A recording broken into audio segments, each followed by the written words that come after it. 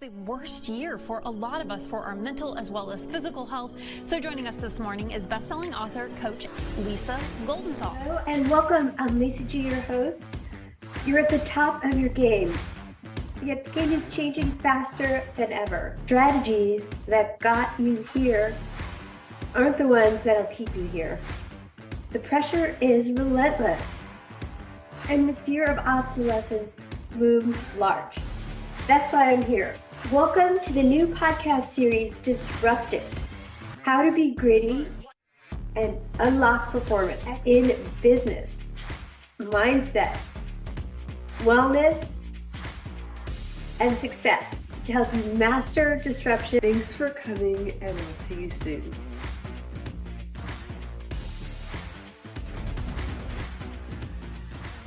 Today we have a story of unbreakable will, survival, and the power of the human spirit. Imagine this. 1 minute you're walking in your office at the World Trade Center. The next you're engulfed in an inferno, consumed by flames, your future rewritten in a single moment. This is the story of our guest today, Lauren Manning. She was one of the most severely injured survivors of September 11, 2001, with over 82% of her body burned in the attack on the Twin Towers, given almost no chance to live, but through sheer force of will, relentless resilience, and an indomitable spirit, Lauren fought her way back from the brink of death, enduring months in a coma, dozens of surgeries, and years of grueling recovery. But this is not a story of tragedy. It's a story of triumph.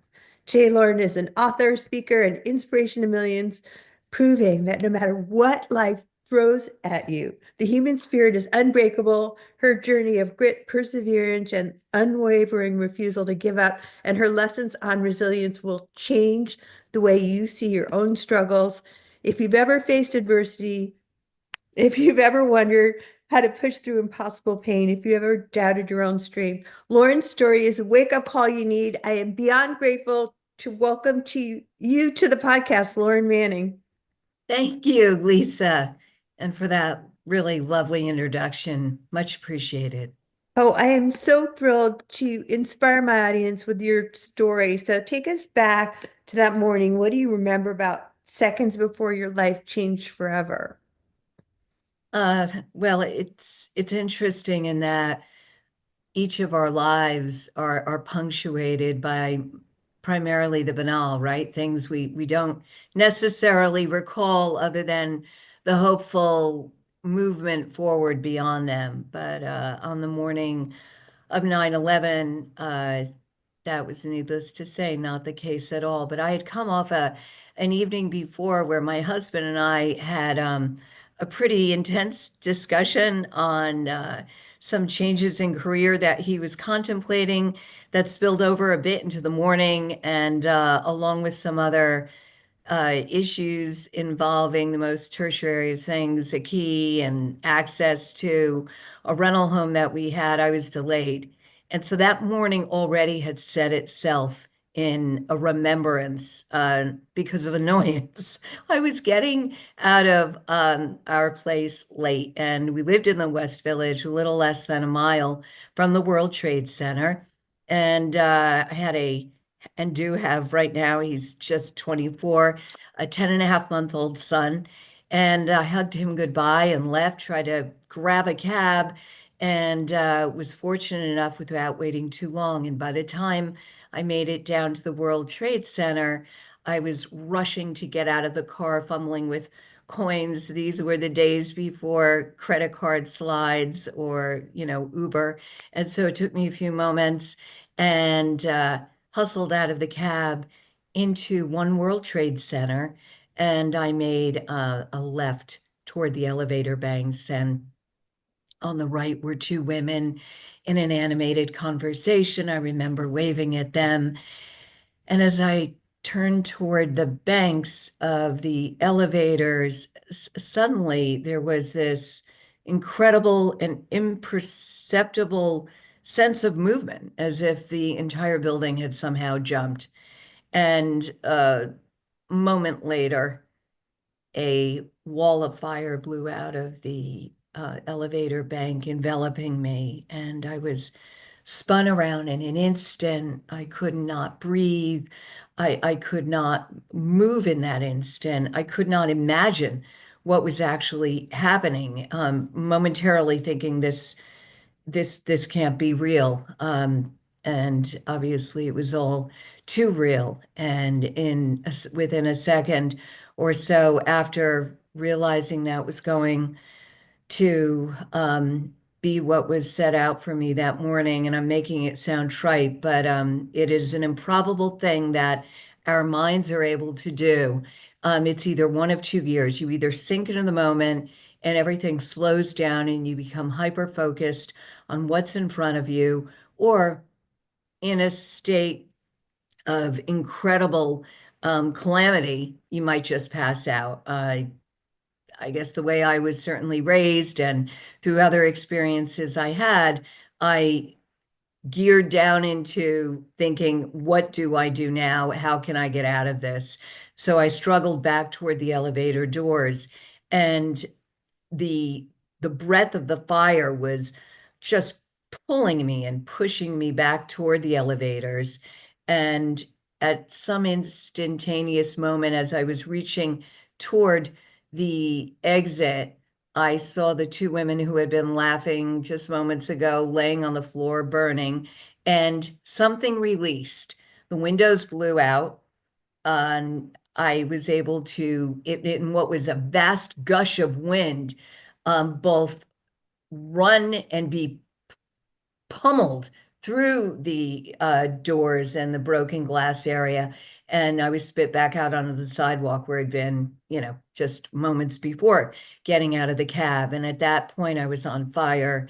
And there is not a lot of greenery in downtown Manhattan. And the nearest spot where there was potentially any place I could drop and roll that wasn't cement was across West Side Highway, which was multiple lanes with a divider in between. So I started to run across and eventually made it to the bank, where I did what we all learn from the time we're really in primary school. You drop and roll, and you never imagine you'll be confronted with something like this. But there I was, and I was just doing things from, rote memory and instruction.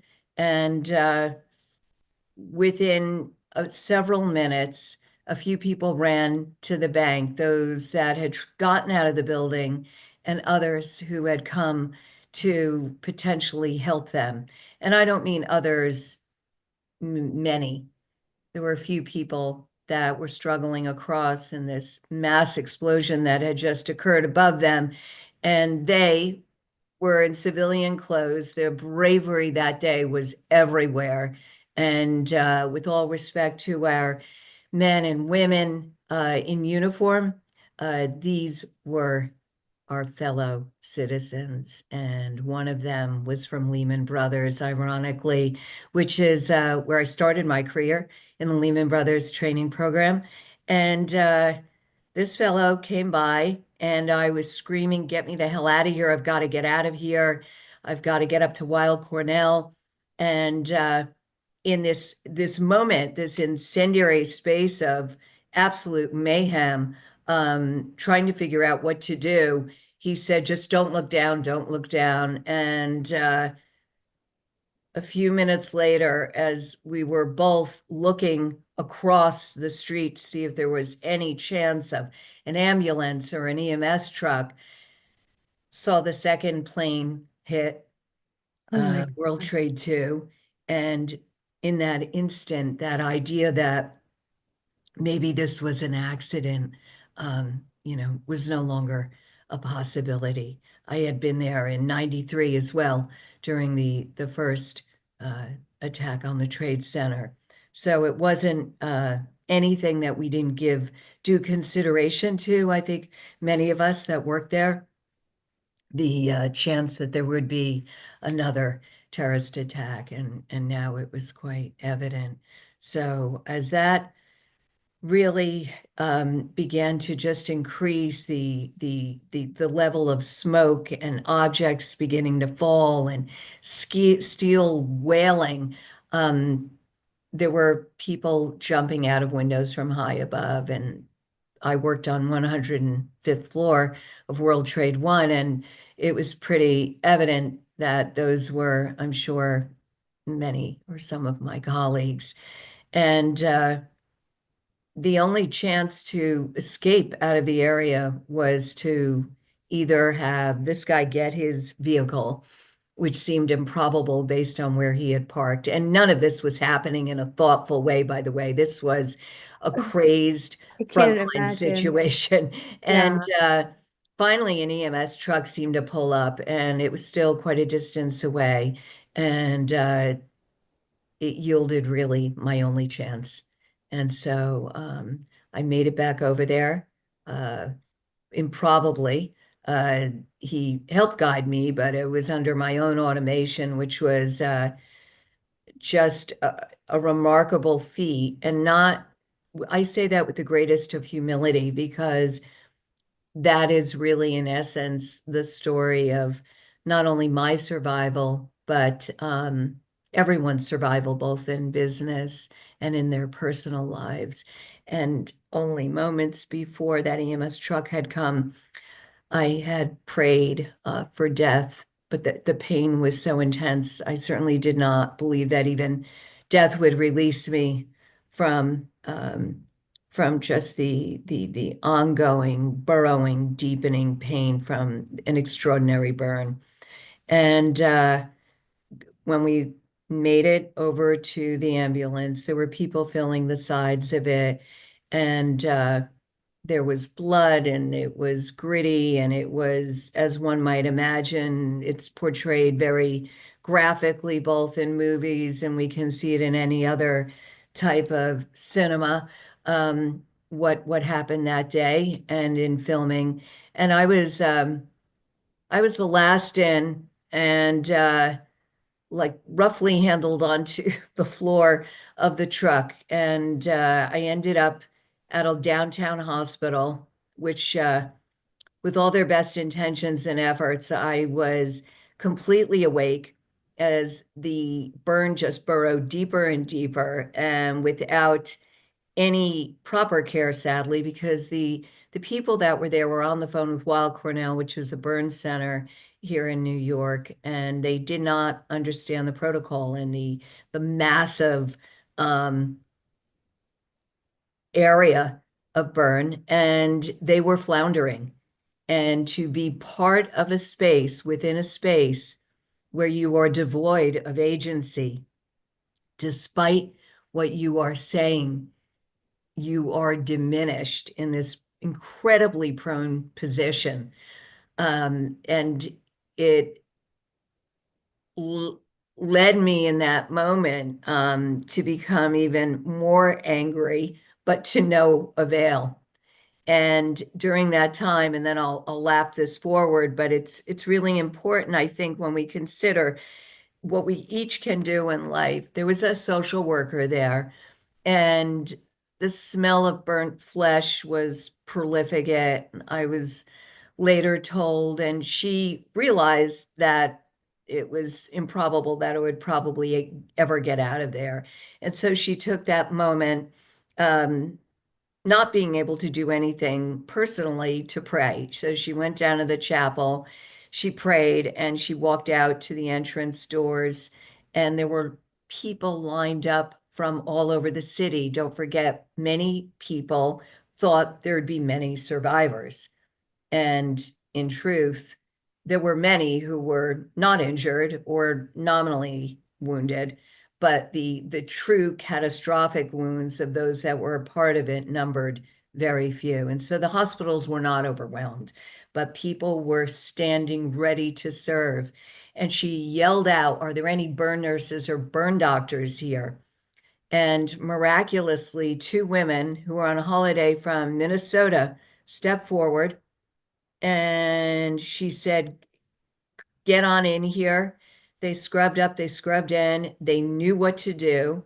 I was intubated finally, which is a kind of twilight sleep, an induced comatose state, but only a light one. And I was given more proper medication, and most importantly, attendance to what is the largest organ in your body, your skin. And if you don't handle it correctly right away, the chances of infection and death, which already put me in single-digit odds of living, pummel to nearly zero. So at that point, it wasn't until later that evening when the city realized, the survivors, they're not coming, the people Oh are my God. primarily dead. And no one wanted to admit that truth, I think, at that moment. There was grand and strong hope held out, but it did allow a lifting of a ban on movement through the city. And I was finally ported up to Weill Cornell, that burn center. And that's where the real care started, and what was a real MASH team, a semblance of professionals, and what would be months long in coma and just pain that did not subside literally for years, and is something that I live with, and sadly open wounds for many years, and the need to learn how to speak again, to walk again, to interact with a world that in so many ways had moved on, but I hadn't. And my biggest challenge was to reassert a sense of agency. Who was I? This Right. body did not seem to be mine. Wasn't remotely mine. And you are thought of and seen in the diminutive, and I don't mean that in terms of size, but if you consider someone who's elderly, who may have aphasia or Alzheimer's, who is gravely wounded or disabled in any way, there is this unconscious bias that exists.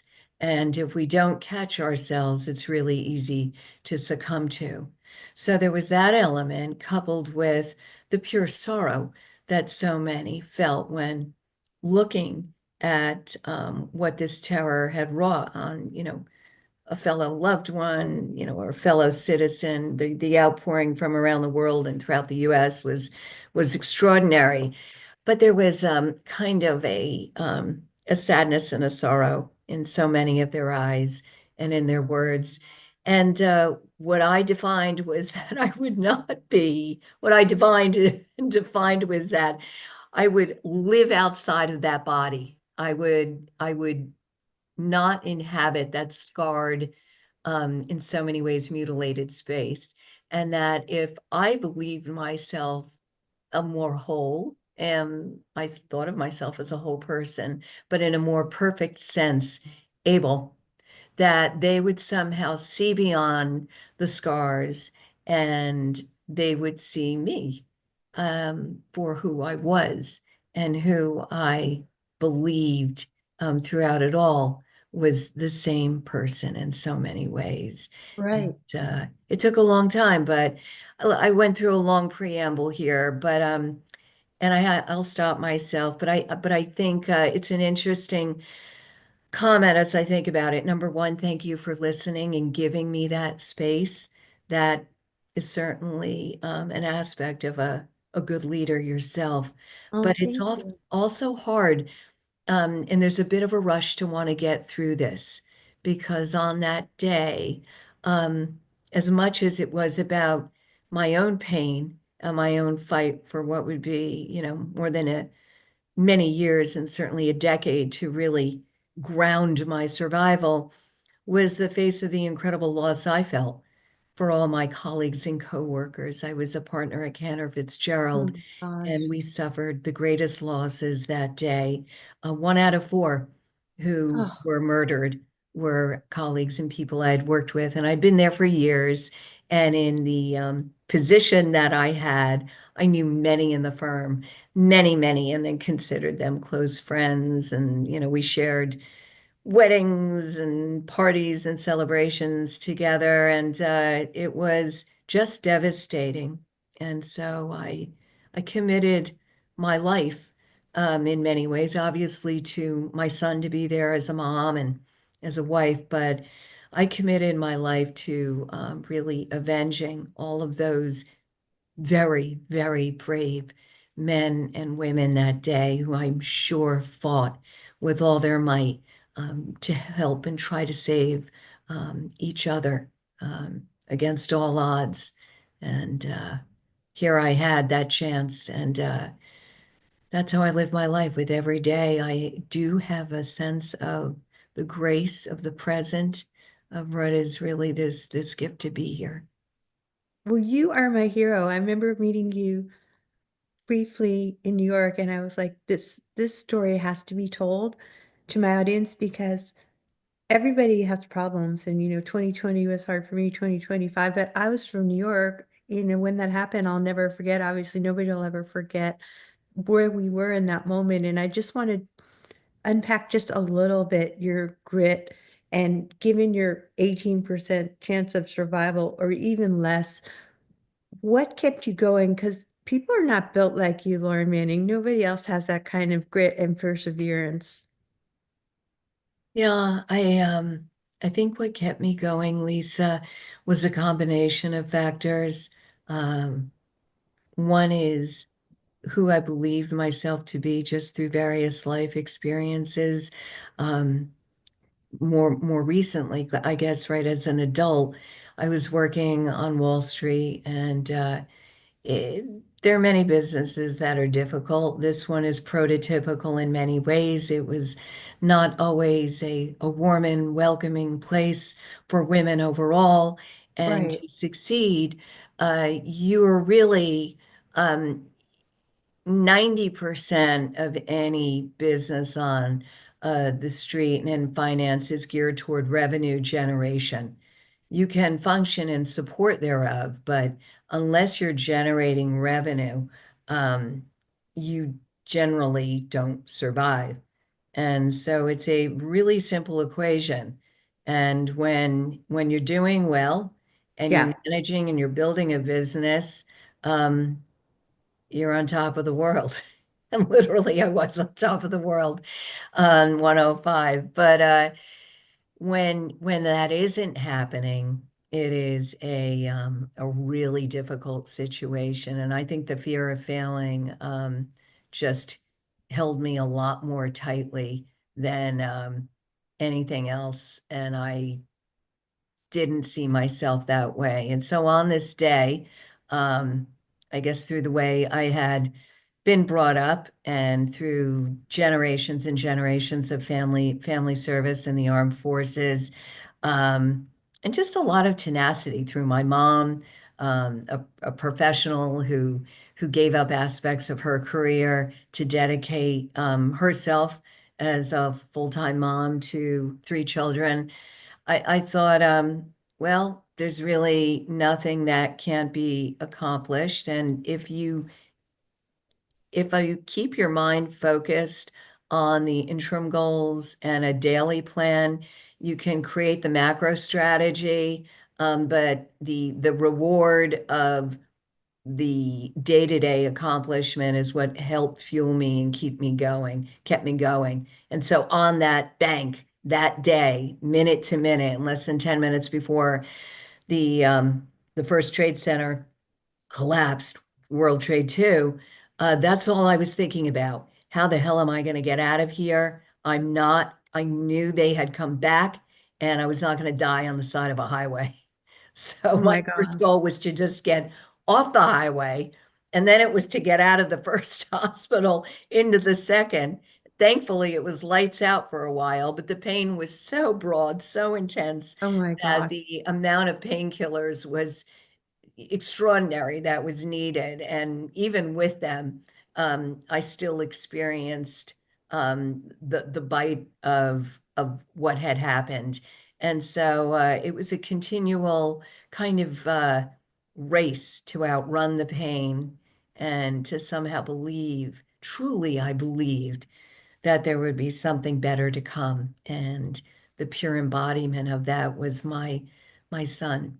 And I was not, a young mom. And so when my husband and I had this little boy, he meant everything. And to return to him meant everything to me. So I had some good driving forces and rewards to look forward Oh to. my gosh. You are like the coolest person that I've ever met because we all think that our problems are insurmountable at times, but I've never met anyone with more grit, more perseverance, more like unstoppable spirit that in of all the people I've ever met.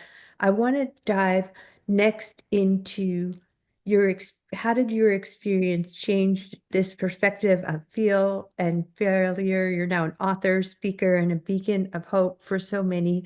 What message do you want people to take away from your journey? And if any, do you have any advice for people who feel broken? Recently, obviously, we've had these fires in California and people are struggling right now. 2025 felt to me like it started off like 2020. And how can everybody find their own fire to fight back with your kind of strength? Yeah, I first have to acknowledge just having friends out on the West Coast and seeing uh, the terrible devastation and what happened in the hurricanes months before in the Carolinas. And here we all were on the heels only a few years out from the COVID, situation. And before that, the financial crisis of 2008. I have to say, no matter how old you are watching this, we've been living through some uh, auspicious and crazy days. And with that as the broad map, um, the thing that I have found for me that works most effectively is to just slow down for a moment and engage with what you're doing, engage with yourself, with your body, and the actions and interaction with the other. Any opportunity we have to look into the eyes of another human being, to see their hand, to see as they're swallowing the movement in their throat. This may sound very awkward, it's not. To see the way they walk, the way they move, the way they hold themselves, what they're saying that may or may not be reflected in their body actions is this supreme and really sacred opening into what is this this humanity, this fragility that we all live with day to day. And what I've encouraged my son to do, although he's want to listen, I sometimes have zero value, that's for sure, is just, and that includes my younger one who's now 15, which is a whole story unto itself, but is take a moment and actually look at the vulnerability and look at the extraordinary happening that stands or sits across from you and realize that that making of whatever we are doing together, whatever you're doing in concert with your spouse, your child, a team member, broadly your organization, or whatever line of work you in, whatever line of work you may be in, is is a chance to give someone something unexpected and to receive it. And that's the blessing of acceptance, of seeing the foibles, seeing the fragility, seeing the pain or the hope, or the promise that someone has, and to empathetically and truly engage with them. And that is a really hard thing to do, to closely listen to someone, to narratively um, take what they are able to give you and to relate to them wherever they may be.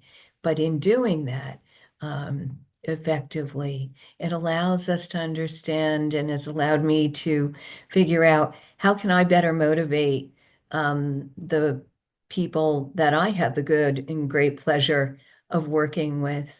And how can I better serve my own needs by serving them? And Wow. that I think it's just this subservient to subservience to the other, and realizing they have goals and they have issues.